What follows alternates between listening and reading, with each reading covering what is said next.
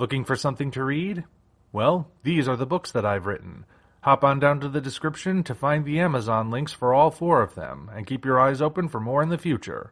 With that said, on to the video. Hello ladies and gentlemen, I'm the Omni viewer, and a new trailer has dropped for the upcoming Skull Island animated series, or anime, or whatever you choose to call it. They initially said it was an anime when it was announced. But this is an actual full trailer. It's not like the few seconds shy of a minute teaser that we got a few weeks ago. This is an actual proper trailer that gives us a better idea of the story and the characters and what we'll actually be seeing. Now, when I first saw that initial teaser, I thought it looked okay. I didn't really see anything that was giving me cause for alarm, but then again, I also acknowledge that it was incredibly short and didn't really show that much to begin with. Now that we have the full trailer, I am starting to see a couple of red flags. Now, let me just start off by saying I still don't think that the visuals look bad. Yes, I realize that it looks like it's got kind of a janky frame rate, but as mentioned, this was initially billed as an anime, and based on the art style, it's still kind of meant to be going for sort of an anime look to it. And anime has a lower frame rate than American animation. So if that's part of the idea of conveying that, or if it actually is an anime and that's just the standard, I don't know. I don't think that's that big of a deal. It doesn't look like it's poorly animated, and the art style does have a certain appeal to it. Although, quite frankly, this could have about as much animation as an episode of Clutch Cargo, and I might be able to forgive that if everything else looked okay. But I'm not so sure it does. Yeah, now that we actually have a better look at what this series is going to be like, I am officially worried. I suppose I should start by saying this doesn't exactly feel like the Skull Island we saw in the MonsterVerse movies. It could be a version of Skull Island, I suppose, because it still has that sort of odd prehistoric or weird alternate evolution looking creatures that populate it, but I'm not really seeing a lot that carried over from the movies. Kong and the Skullcrawlers, those are the only recognizable creatures. And of those two, the Skullcrawlers segments look like they all come from the same episode, possibly even the same scene. And Kong's stuff, well, I'll get to what I think of what they're alluding to with him in a moment. But beyond that, we're getting giant crocodiles and terror birds and like these phoenix things and the giant bulldog monster. Stuff that could be in a Lost World setting, yes. But think about what the movie Kong Skull Island established. It established that the ecosystem on Skull Island is completely alien. Like, animals from Australia would look at this stuff and get freaked out. The extra content that you'll find in the comics or in the special features on the DVD refer to the creatures as flora-fauna. That term isn't technically used in the movie itself, but you can still see that these are creatures that live in this sort of nebulous realm between plant and animal, where at times they're actually indistinguishable from each other. You can tell that even if they are recognizable as certain things, this is a buffalo, this is a spider, this is a bird or something, they're not quite proper animals. There's something plant-like about them. And that's what makes them extra weird. You can't necessarily discern the environment and the creatures within the environment. They blend together that well, and that just makes the setting all the stranger. So the fact that we're not seeing any of those here feels a little weird. Not to mention the fact that I don't see the iwi either. It looks like the island might be completely uninhabited. Of course, the iwi keep to themselves, but it's weird we don't even get so much as one shot of them. So, are they actually there? I don't know. But alright, the island looks a little bit different. So what? It can look a little different and introduce new elements so long as other stuff looks good, right? Well, that's when we get to the human characters. And again, we don't see that much of the large cast that they're putting forward. But I think it's pretty clear who we're going to be focusing on. We're going to be focusing on those two teenage boys and the presumably teenage jungle girl. And I am already irritated by all three of them. If they really are the main characters, this is going to be a chore to sit through. The boys are like... I can accept them being unprepared to be surviving on their own in a jungle thing, but then you have to listen to what they're saying, and they're saying stuff like, "So stupid," or "and now there's guns," or "you know what they should have called this place? Not Great Island." Not only are those some really cringe-inducing lines, but the delivery just makes me want to slap them. Hard. I mean... It sounds like they're going to be whining for most of it. And again, it's one thing to have characters that are unprepared and reasonably disturbed and panicked in a setting that's dangerous. It's another thing for those characters to be so irritating that I kind of hope they do get eaten. And right now, based on this trailer, it's skewing in that latter direction. And as for the girl... she seems like she's going to be basically indistinguishable from all of the other generic super tough girl bosses that Hollywood has been pushing as of late, which the MonsterVerse so far has been able to actually avoid doing because of how the humans are portrayed, but I'll expand on that in a moment.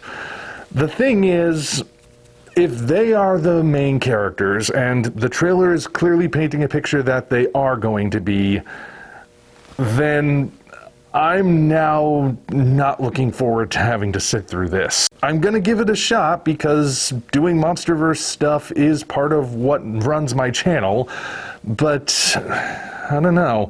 The other characters don't seem like they'll be that bad per se, but then again, we don't really see that much of them. It looks like it's going to be maybe two characters, including a ship captain, and a Monarch agent, and then there'll be just a bunch of expendable soldiers who will get picked off one by one until the final episode, and we'll just see how many of them are left. So, probably not going to be that invested in them, which is a shame, because the Skull Island movie managed to have a pretty large cast of characters who, yes, still got picked off one by one, but you still got the sense of being able to care for them because they at least had personalities. Again, the trailer's only showing us so much, but I just can't shake the feeling that this series might not deliver in this front. Now we get to the part that people could potentially get mad at me for because they won't actually listen to the entire point I'm making. So all I ask is that you hear me out until the very end of this.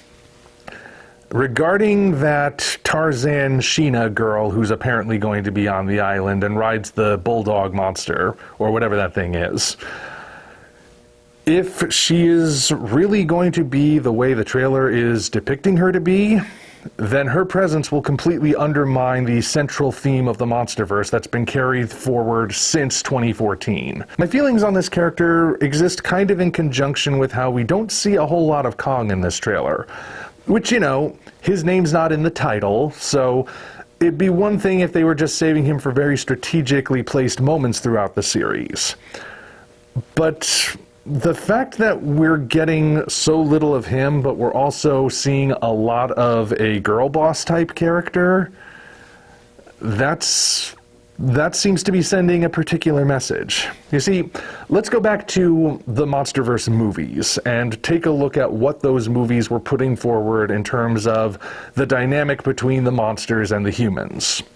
That dynamic is the monsters are the top dogs.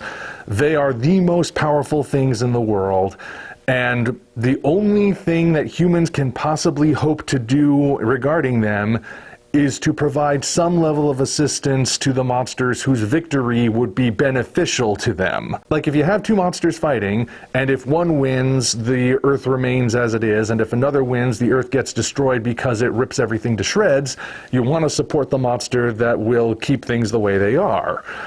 And we can't really do that much in assistance, but we can at least do a little bit that provides somewhat of an edge. Look at what's been done in all of the movies to date. Godzilla 2014, when Godzilla is getting tag teamed by the Mutos, Ford manages to just sort of destroy the nest, which might not have really been necessary in terms of keeping the eggs from hatching, because they were already robbed of their food source with the nuke being removed. But it distracted the Mutos long enough for Godzilla to get back up and get his second wind. In Kong Skull Island, when Kong is pinned by the Skull Devil, the Gray Fox comes in, shooting its old World War II machine gun at it, and the humans don't really manage to lay much of a scratch on the Skull Devil. The worst that gets done to it is that a flare hits its eye, but that doesn't seem to affect it all that much. But it distracts it long enough for Kong to get back up and formulate a new strategy. Godzilla King of the Monsters. During that final battle in Boston, pretty much everything is riding on whether or not Godzilla and Mothra can overpower Ghidorah and Rodan. The humanity is there, they are assisting Godzilla and Mothra against Ghidorah, but the most they're able to really do is distract Ghidorah.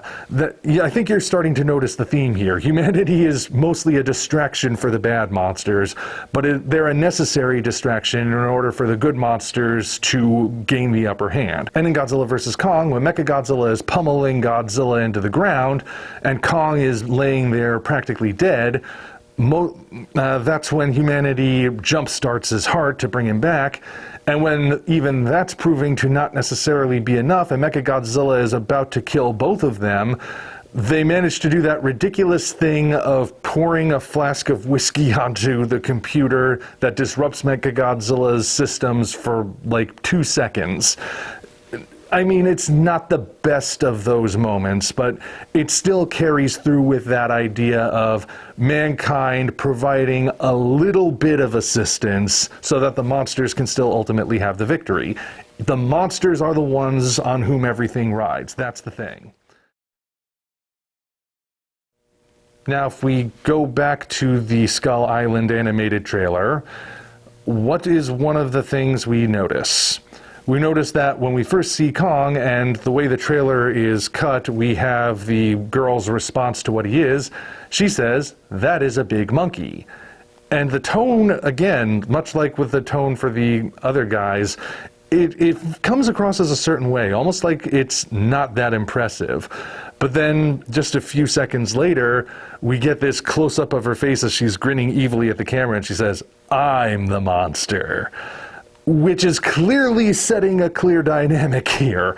She's sort of undercutting the presence of Kong while also elevating herself as the real threat.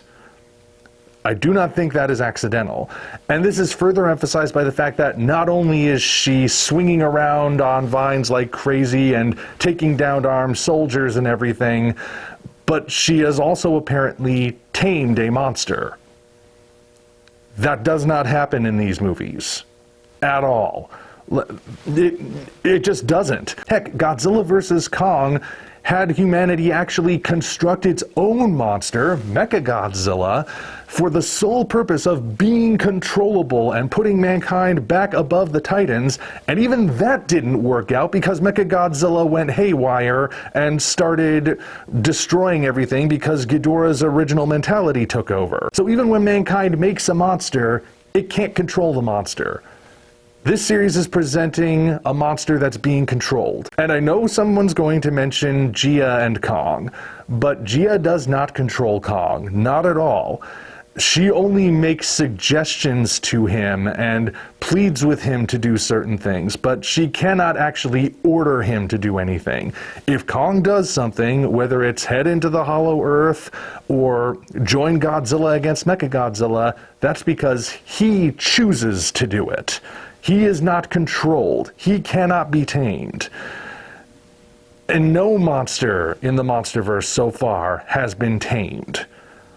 And now we're seeing one that is. Yes, it's a small monster, but, I mean, even the small monsters in the first Skull Island movie were not the sort of things you could just make friends with. It feels like it's going completely against everything the movies have set up at this point.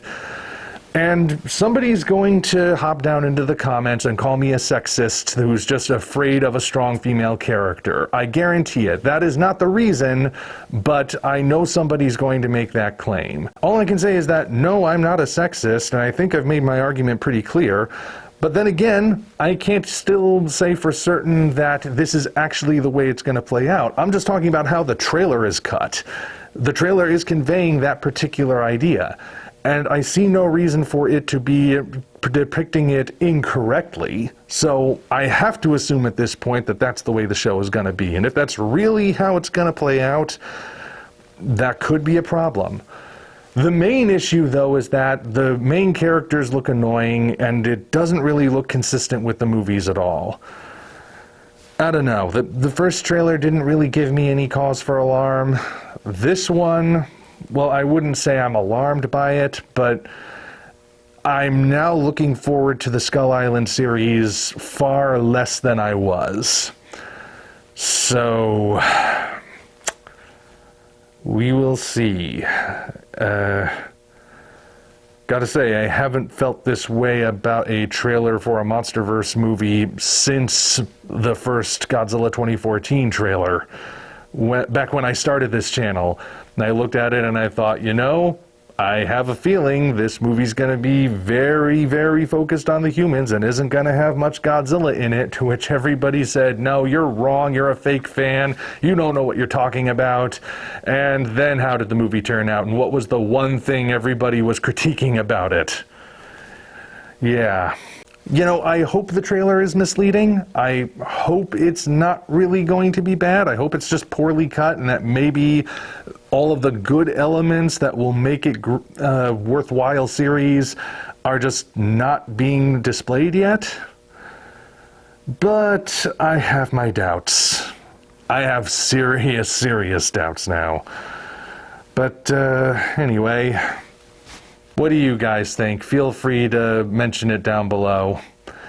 Until such time as we meet again, this is the Omni Viewer signing off. Thank you all for watching. If you want to see us keep doing what we're doing, you might consider doing all the usual YouTube things, as well as hopping down to the description to find links to DeviantArt, Patreon, Twitter, and links for the different books in the Tales from the Omni Vault universe. Your support is naturally appreciated. Thank you for watching, and we'll see you next time.